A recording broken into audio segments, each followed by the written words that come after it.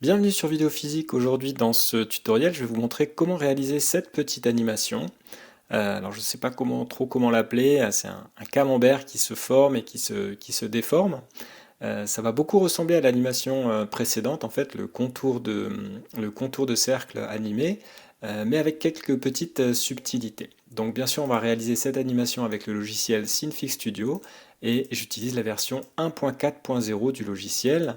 N'oubliez pas qu'à tout moment vous pouvez voir ici dans cette petite fenêtre les touches et les combinaisons de touches que j'utilise durant ce tutoriel. Allez, c'est parti, on va ouvrir un fichier, donc File New.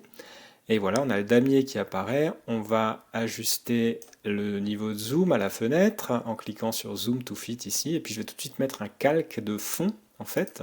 Donc je clique droit, je fais Layer, New Layer, Geometry, Solid Color. Alors là il est vert, donc je vais aller en haut à droite dans la palette, cliquer sur la couleur noire.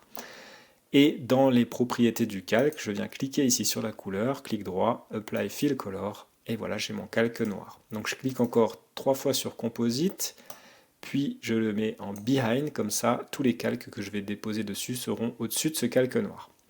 Voilà, alors maintenant, on va... donc la subtilité, en fait, c'est de faire apparaître la grille dans ce tutoriel. Donc je vais cliquer ici sur la grille, et vous voyez, on a une grille qui apparaît ici. Alors elle est très, très fine, on n'a pas besoin d'une grille aussi fine. Donc on va aller sur Canva, Options, et on va modifier les paramètres de la grille. Donc on va se mettre en 25 pixels, et 25 pixels, ça ira juste bien. Voilà, voilà, et je fais Apply, et voilà. Donc j'ai une grille un peu plus grossière. Et puis on va devoir aussi cliquer sur le petit aimant ici qui va nous permettre donc le Snap to Grid. Donc on va directement être aimanté au niveau des intersections de cette grille. Voilà, donc pour réaliser ce camembert, on va utiliser l'outil cercle. Donc je clique en haut à gauche sur l'outil cercle. Et puis on va utiliser un contour avancé. Donc c'est la quatrième icône ici, donc Advanced Outline Layer. Je clique ici et j'ai pas besoin de ce calque-là. Donc je le décoche. Et puis je vais venir donc, alors je peux me mettre directement en 0, 0, 0, voilà c'est là. Et puis donc de toute façon il va magnétiser, enfin il va s'accrocher directement à la position 0, 0. Et puis je clique en laissant le bouton de la souris enfoncé. Et voilà, je vais faire un cercle d'un rayon pardon, de 50 pixels. Je relâche, je sélectionne le calque et on va lui mettre une couleur verte. Donc je clique sur le vert ici, clic droit sur les propriétés, couleur, Apply Fill Color. Et voilà, j'ai ce fameux liseré, donc j'ai le liseré du contour qui apparaît. Et donc maintenant, pour réaliser le camembert, en fait, ce qu'on va faire, c'est qu'on va devoir remplir ce cercle. Et pour remplir ce cercle, on va épaissir finalement ce contour. Alors, vous voyez qu'ici, on a 50 pixels de diamètre, de rayon, pardon. Donc je sélectionne le calque et je vais venir sur Outline Width. Et donc si je mets une ligne, une épaisseur de 50 pixels, regardez ce que ça va donner. Donc en fait, il va effectivement avoir une épaisseur de 50 pixels, le contour, mais 25 vers l'intérieur, 25 vers l'extérieur. Donc nous, on en voudrait 50 vers l'intérieur, donc du coup, il faut que je clique ici et que je mette une épaisseur de 100. Et voilà, maintenant j'ai le cercle qui est complet, mais en fait, si on s'intéresse vraiment à ce cercle, c'est un contour en fait qui a l'épaisseur parfaitement adaptée. Et c'est pour ça qu'on a utilisé la grille et l'option de l'aimantation pour avoir exactement un contour qui correspond finalement à un cercle plein. Si on n'avait pas utilisé ça, on n'aurait pas pu avoir exactement cette figure-là et on aurait eu des problèmes après au cours de l'animation. Alors voilà, maintenant on va devoir animer ce cercle. Donc je décoche les poignées qui ne m'intéressent pas. Par contre, je coche ici la poignée d'épaisseur. Et donc, vous voyez, on retrouve cette double poignée d'épaisseur avec une poignée ici violette foncé qui va gérer l'épaisseur du contour, mais elle ne nous intéresse pas. Nous, ce qui nous intéresse en fait, c'est ces deux petites poignées-là qu'on va pouvoir déplacer sur le cercle et, et qu'on va animer. Alors, le problème, c'est qu'elles sont reliées à la fois vers l'avant et vers l'arrière, on peut dire ça comme ça. Donc on va aller dans Windows et on va aller dans Compositing pour avoir une meilleure vue des paramètres, hein. Donc ça c'est la fenêtre des paramètres du calque. Et on va aller sur Width Point 1 et en fait on va essayer d'enlever la relation entre le point 1 et le point 2 Donc pour faire cela, on va aller sur Side Type Before, donc tout ce qui se passe avant la poignée numéro 1, ici c'est noté en interpolé, donc on clique et on va faire Flat Stop. Donc vous voyez maintenant on s'arrête net au niveau de la poignée 1, donc tout ce qui vient à l'arrière il n'y en a pas vraiment, en fait si là il y a quelque chose, mais ce quelque chose qui reste ça vient de la poignée 2. Donc on va faire la même chose au niveau de la poignée 2, sauf qu'on va dire qu'au niveau de la poignée 2, c'est tout ce qui est après qui ne nous intéresse pas, donc on va faire Side Type After, Interpolate, ici on va changer ça en Flat Stop. Et voilà, donc maintenant on a exactement le camembert en fait, qu'on va pouvoir animer en animant tout simplement la position de ces deux poignées. Donc je vais revenir en vue par défaut. Je vais vous expliquer rapidement ce que je vais faire. Donc on va mettre cette poignée 1, on va la mettre ici, et la poignée 2, on va la mettre aussi à peu près, enfin on va la mettre au même niveau, et puis on va la faire venir jusqu'à la position 1, et ensuite on va faire rejoindre la poignée 1, on va la faire aller à la position 1 également. Voilà.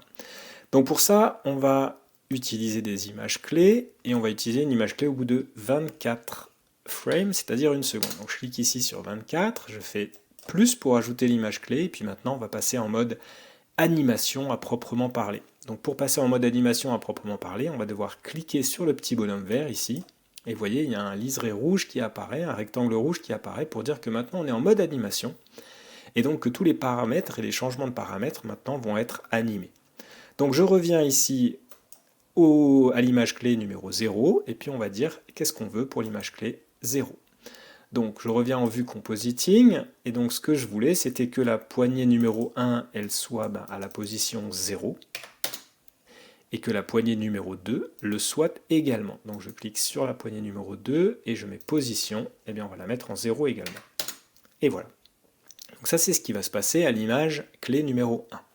Maintenant, je vais aller à l'image clé donc au bout de 24 frames, au bout d'une seconde. Donc je peux cliquer directement ici sur ce raccourci clavier qui va aller directement à l'image clé suivante.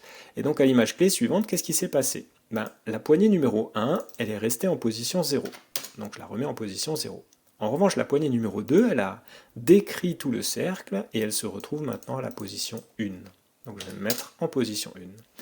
Et voilà, on a fait la moitié de l'animation. Je vais revenir en vue par défaut, je clique sur la clé ici pour voir mes images clés, et on va rajouter une image clé à 48 frames, c'est-à-dire à 2 secondes.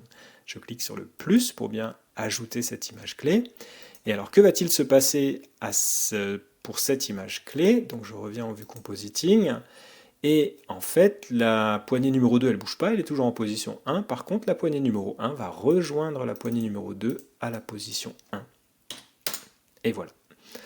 Donc, j'ai mon animation qui est faite. Maintenant, je vais sortir du mode animation. Pensez bien à sortir du mode animation quand vous voulez voir ce qui se passe.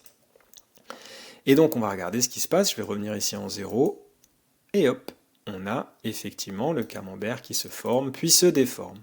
Alors, c'est un peu linéaire. Vous allez voir que c'est très linéaire comme animation. C'est pas très doux au niveau des transitions. On va essayer de gérer ça. Alors pour gérer ça, on va devoir modifier les petits pictos ici, les petits pictos orange. Et pour mieux voir ce qui se passe, on va aller dans le mode graphe. Donc je vais aller dans le mode graphe ici. Voilà, c'est pas mal en fait. Par défaut, il nous a fait une transition qui est assez douce finalement. Donc ça part lentement pour la poignée numéro 1, puisque vous voyez que j'ai sélectionné la poignée numéro 1. Donc elle part lentement pour arriver à la position 1. Mais on va quand même cliquer droit. Et on va faire ease in and out au niveau de la transition. Donc vous voyez, c'est beaucoup plus doux maintenant. Donc elle va arriver lentement. Et on va faire la même chose au début. Donc elle va partir lentement et puis elle va arriver lentement. Et puis on va faire la même chose au niveau de la poignée 2. Hop. Oups, pardon. Alors, non. Donc au niveau de la poignée 2, voilà. Donc vous voyez que c'est très linéaire. Donc elle part toujours elle va à la même vitesse. Donc on va modifier ça. Je clique droit, ease in and out. Et ici, ease in and out. Et donc je vais regarder ce qui se passe maintenant. Voilà. Donc il y a en quelque sorte une espèce d'accélération en fait. Mais en tout cas, ça arrive beaucoup plus doucement au niveau de la fin de l'animation. Donc ça c'est juste bien. Puis la dernière chose qu'on veut faire, c'est finalement tourner cette animation pour que le camembert s'ouvre à partir du haut. Alors pour ça, c'est assez simple. Il suffit simplement de tourner notre animation, notre calque de 90 degrés. Malheureusement, on ne peut pas faire ça directement sur le calque de contour avancé. Donc pour ça, la petite technique, c'est de cliquer droit et de faire un groupe de calque. Et vous voyez qu'au niveau du groupe de calque maintenant, si vous regardez, vous avez ici un paramètre transformation. Et notamment, vous avez un angle. Vous pouvez jouer sur l'angle au niveau de ce calque. Donc on va, alors je vais vous montrer un peu ce qui se passe. Voilà. Donc vous voyez que en cliquant ici sur cette poignée bleue, je peux faire tourner mon groupe de calque. Donc là, moi, je veux le faire tourner de exactement 90 degrés. Pensez bien à sortir du mode animation parce que sinon vous allez animer ça aussi et ça va vous donner des résultats bizarres. Donc vous voyez là, je ne suis pas en train d'animer, j'ai juste retourné le calque. Donc on va voir ce que ça donne maintenant. Alors j'ai pas besoin des 5 secondes, puisqu'on a fait une animation de 48. Et on va regarder un peu ce que ça donne. Donc si je me remets au départ. Et voilà, on a notre animation. On peut faire disparaître la grille maintenant. Et on regarde ce qui se passe. Voilà, on peut même le mettre en boucle. Et voilà, en fait, on a déjà fini cette petite animation. Donc qui ressemble pas mal à celle que j'avais fait dans la vidéo précédente, mais il y avait quelques petites subtilités, au niveau notamment de la grille. Voilà, j'espère que vous avez apprécié. N'hésitez pas à poser vos questions et à écrire vos remarques dans les commentaires. Et puis nous, on se retrouve pour la prochaine vidéo. Au revoir à tous.